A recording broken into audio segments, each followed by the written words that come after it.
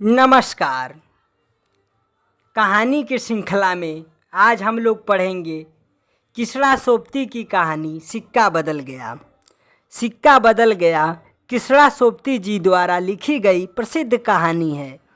इस कहानी के माध्यम से भारत विभाजन के समय उभरने वाली परिस्थितियों का मार्मिक वर्णन किया गया है। लोग अपनी मातृभूमि आवास छोड़ने पर विवश हैं।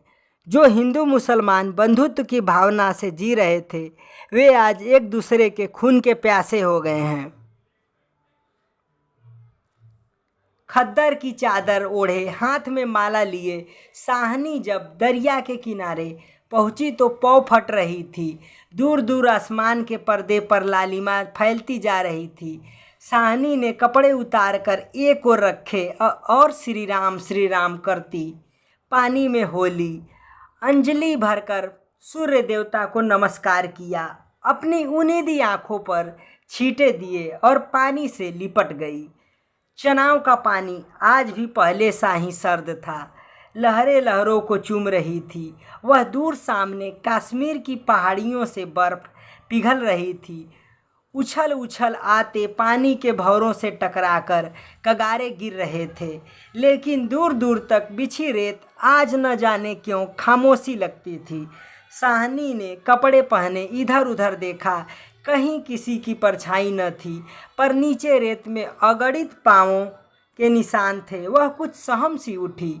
आज इस प्रभात की मीठी नीरवता में न जाने क्यों कुछ भयावना सा लग रहा है। वह पिछले 50 वर्षों से यहाँ नहाती आ रही है। कितना लंबा अरसा है। साहनी सोचती है, एक दिन इसी दुनिया के किनारे वह दुल्हन बनकर उतरी थी और आज शाहजी नहीं, उसका वह पढ़ा लिखा लड़का नहीं, आज वह अकेली है। शाहजी की लंबी चौड़ी हवेली में अकेली है। वह नहीं, यह क्या सोच रही है। वह सवेरे सवेरे अभी भी दुनियादारी से मन नहीं फिरा उसका।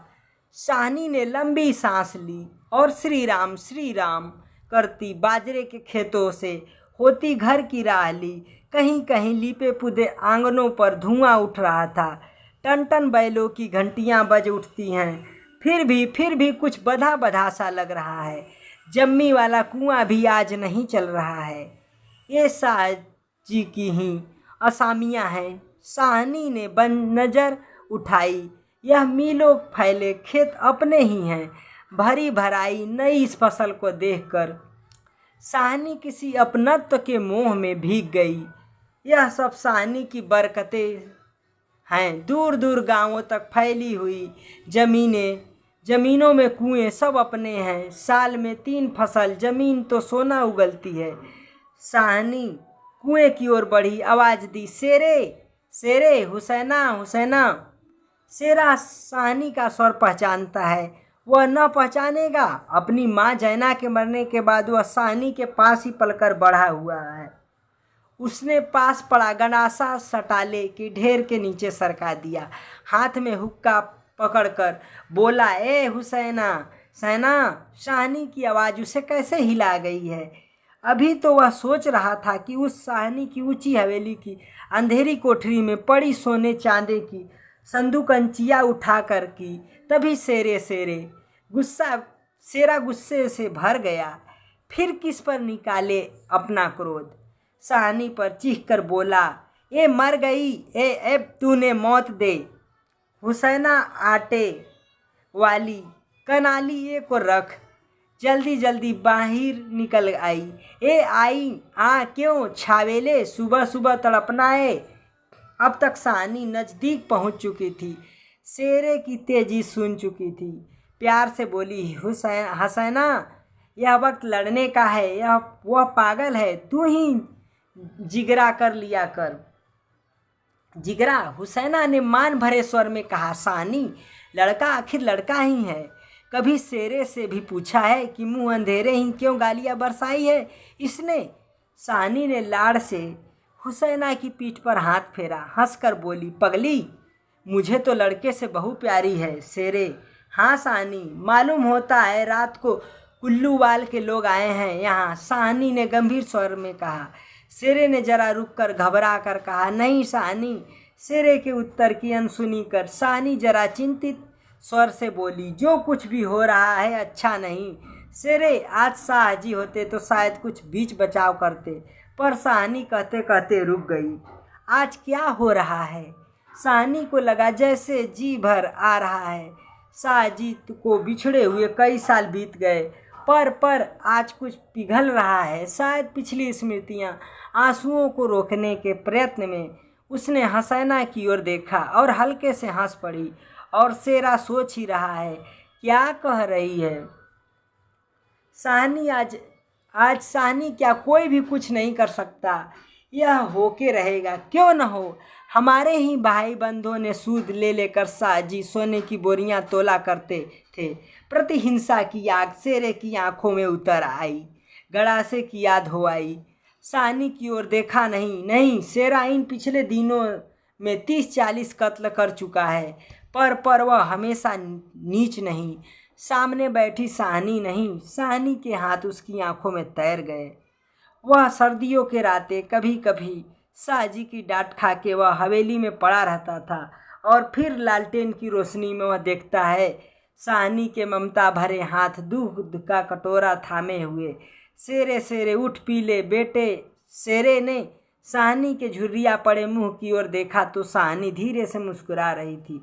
शेरा विचलित हो गया। आखिर साहनी ने क्या बिगाड़ा है हमारा? शाहजी की बात शाहजी के साथ गई, वह साहनी को जरूर बचाएगा, लेकिन कल रात वाला मशवरा वह कैसे मान गया था? फिरोज की बात, सब कुछ ठीक हो जाएगा, सामान बांट लिया जाएगा। साहनी, चलो तुम्हें घर तक छोड़ आऊं। साहनी उठ खड़ी हुई। किसी गहरी सोच में चलती हुई साहनी के पीछे पीछे मजबूत कदम उठाता शेरा चल रहा है। संकित सा इधर उधर देखता जा रहा है। अपने साथियों की बातें उसके कानों में गूंज रही है, पर क्या होगा साहनी को मारकर? साहनी, हाँ शेरे। शेरा चाहता है कि सिर पर आने वाले खतरे की बात कुछ तो साहनी को बता दे, मगर वह कैसे कहे? साहनी ने सिर ऊंचा किया। आसमान धुएं से भर गया था। शेरा जानता है यह आग है। जबलपुर में आज आग लगनी थी, लग गई। साहनी कुछ न कह सकी। उसके नाते रिश्ते सब वही हैं। हवेली आ गई। साहनी ने शून्य मन से ढेवड़ी में कदम रखा। शेरा कब लौट गया उसे कुछ पता नहीं। दुर्बल सी देह और अकेली, बिना किसी सहारे के, न जाने कब तक वह पड़ी रही साहनी। दोपहर आई और चली गई। हवेली खुली पड़ी है। आज साहनी नहीं उठ पा रही, जैसे उसका अधिकार क्या स्वयं ही उससे छूट रहा है। साहनी के घर की मालकिन, लेकिन नहीं, आज मोह नहीं हट रहा, मानो पत्थर हो गया हो। पड़े पड़े सांझ हो गई, पर उठने की बात फिर भी नहीं सोच पा रही। अचानक रसूली की आवाज़ सुनकर चौंक उठी।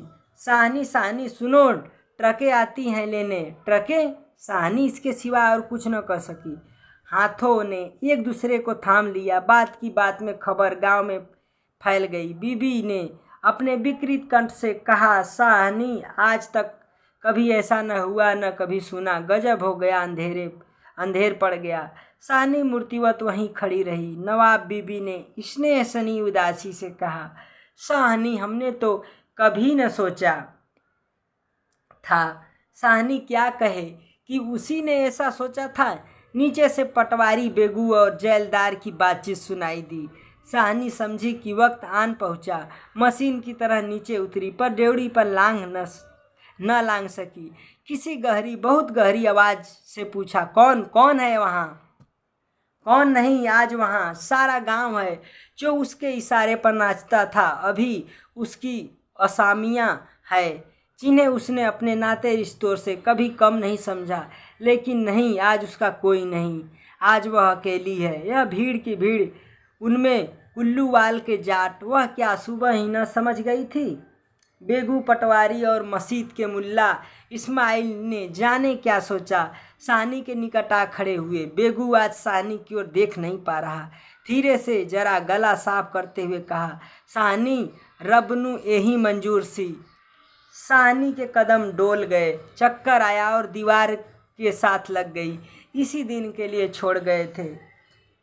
साहनी उसे बेजमान सी साहनी की ओर देखकर बेगू सोच रहा है क्या गुजर रही है साहनी पर, मगर क्या हो सकता है, सिक्का बदल गया है। साहनी का घर से निकलना छोटी सी बात नहीं, गांव का गांव खड़ा है। हवेली के दरवाजे से लेकर उस दारे तक जिसे शाहजी ने अपने पुत्र की शादी में बनवा दिया था, तब से लेकर आज तक सब फैसले, सब मशवरे यहीं होते रहे हैं। इस बड़ी हवेली को लूट लेने की बात भी यहीं सोची गई थी।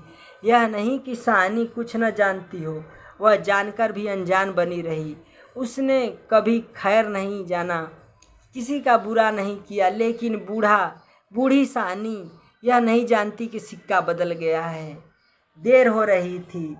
थानेदार दाऊद खां जरा अकड़कर आगे आया और डेवड़ी पर खड़ी जड़ निर्जीव छाया को देखकर ठिठक गया। वही साहनी है जिसके साहजी उसके लिए दरिया के किनारे खेमे लगवा दिया करते थे। यह तो वही साहनी है जिसने उसकी मंगेतर को सोने के कनफूले दिए थे मुंह दिखाई में। अभी उसी दिन जब वह लीक के सिलसिले में आया था तो उसने उदंडता के से कहा था, साहनी भागोवाल मसीत बनेगी, 300 रुपया देना पड़ेगा। साहनी ने अपने उसी सरल स्वभाव से 300 रुपये दिए थे और आज साहनी ड्योढ़ी के निकट जाकर बोला, देर हो रही है साहनी, धीरे से, कुछ साथ रहना हो तो रख लो, कुछ साथ बांध लिया है सोना चांदी। साहनी अस्फुट स्वर से बोली, सोना चांदी? जरा ठहर कर सादगी से कहा, सोना चांदी बचा हुआ सब तुम लोगों के लिए है, मेरा सोना तो एक एक ज़मीन में बिछा है। दाऊद खां लज्जित सा हो गया। साहनी तुम अकेली हो, अपने पास कुछ होना ज़रूरी है, कुछ नकदी ही रख लो, वक्त का कुछ पता नहीं। वक्त? साहनी अपनी गीली आंखों से हंस पड़ी। दाऊद खां, इससे अच्छा वक्त देखने के लिए क्या मैं जिंदा रहूंगी? किसी गहरी वेदना और तिरस्कार से कह दिया साहनी ने। दाऊद खां निरुत्तर है साहब, साहस कर बोला साहनी, कुछ नकदी जरूरी है। नहीं बच्चा, मुझे इस घर से। साहनी का गला रुध गया। नकदी प्यारी नहीं, यहाँ की नकदी यहीं रहेगी। शेरा आन खड़ा, गुजरा ही हो ना हो कुछ मार रहा है साहनी से। खां साहिब, देर हो रही है। साहनी चौंक पड़ी। देर मेरे घर में मुझे देर? आंसुओं की भंवर ने न जाने कहाँ से विद्रोह उमड़ पड़ा। मैं पुरखों के इस बड़े घर की रानी और मेरे ही अन्न पर पले हुए। नहीं, यह सब कुछ नहीं। ठीक है देर हो रही है, पर नहीं, साहनी रो रो कर नहीं, शान से निकलेगी। इस पुरखों के घर से मान से लांघेगी। यह देहरी जिस पर एक दिन वह रानी बनकर आ खड़ी हुई थी, अपने लड़खड़ाते कदमों को संभाल कर साहनी ने दुपट्टे से आंखें पोंछी और ड्योढ़ी से बाहर हो गई। बड़ी बुढ़िया रो पड़ी। किसकी तुलना हो सकती थी उसके साथ? खुदा ने सब कुछ दिया था, मगर दिन बदले, वक्त बदले। साहनी ने दुपट्टे से सिर ढांपकर अपनी धुंधली आंखों में से हवेली को अंतिम बार देखा। साहनी के मरने के बाद भी जिस कुल की अमानत को उसने सहेज कर रखा, आज वह उसे धोखा दे गई। साहनी ने दोनों हाथ जोड़ लिए। यही अंतिम दर्शन था, यही अंतिम प्रणाम था। साहनी की आंखें फिर कभी इस ऊंची हवेली को न देखी पाएगी। प्यार ने जोर मारा, सोचा, एक बार घूम फिर कर पूरा घर क्यों न देखाई मैं। जी छोटा हो रहा है, पर जिसके सामने हमेशा बड़ी बनी रही है, उसके सामने वह छोटी न होगी। इतना ही ठीक है, बस हो चुका। सिर झुकाया। ड्योढ़ी के आगे कुलवधू की आंखों से निकलकर कुछ बंदे चूम पड़ी। साहनी चल दी। ऊंचा सा भवन नीचे खड़ा रह गया। दाऊद खां, शेरा, पटवारी, जेलदार और छोटे बड़े बच्चे, बूढ़े मर्द औरतें, सब पीछे पीछे।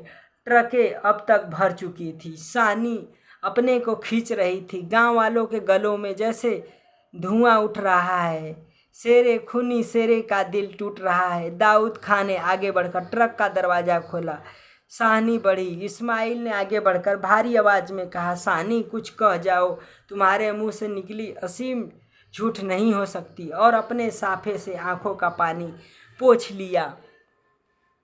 साहनी ने उठती हुई हिचकी को रोककर रूधे रूधे से कहा, रब तुहानु सलामत रखे बच्चा, खुशियाँ बख्शे। वह छोटा सा जनसमूह रो दिया, जरा भी दिल में मैल नहीं साहनी के, और हम साहनी को नहीं रख सके। शेरे ने बढ़कर साहनी के पांव छुए। साहनी कोई कुछ कर नहीं सका।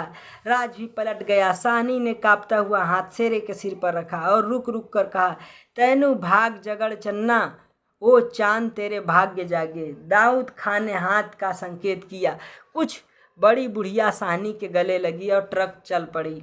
अन्न जल उठ गया। वह हवेली, नई बैठक, ऊंचा चौबारा, पड़ा पसार एक एक करके घूम रहे थे। साहनी की आंखों में कुछ पता नहीं ट्रक चल दिया है या वह स्वयं चल रही है। आंखें बरस रही है। दाऊद खां विचलित होकर देख रहा है, इस बूढ़ी साहनी को कहाँ जाएगी अब वह। साहनी मन में मैल न लाना, कुछ कर सकते तो उठा न रखते। वक़्त ही ऐसा है, राज पलट गया है, सिक्का बदल गया है। रात को साहनी जब कैंप में पहुंचकर जमीन पर पड़ी तो लेटे लेटे आहत मन से सोचा, राज पलट गया है, सिक्का क्या बदलेगा, वह तो मैं वहीं छोड़ आई। और साजी की साहनी की आंखें और भी गीली हो गई। आसपास के हरे हरे खेतों में, घिरे गांवों में रात खून बरसा रही थी। शायद राज पलटा भी खा रहा था और सिक्का बदल रहा था। इसी के साथ कहानी का अंत होता है। धन्यवाद।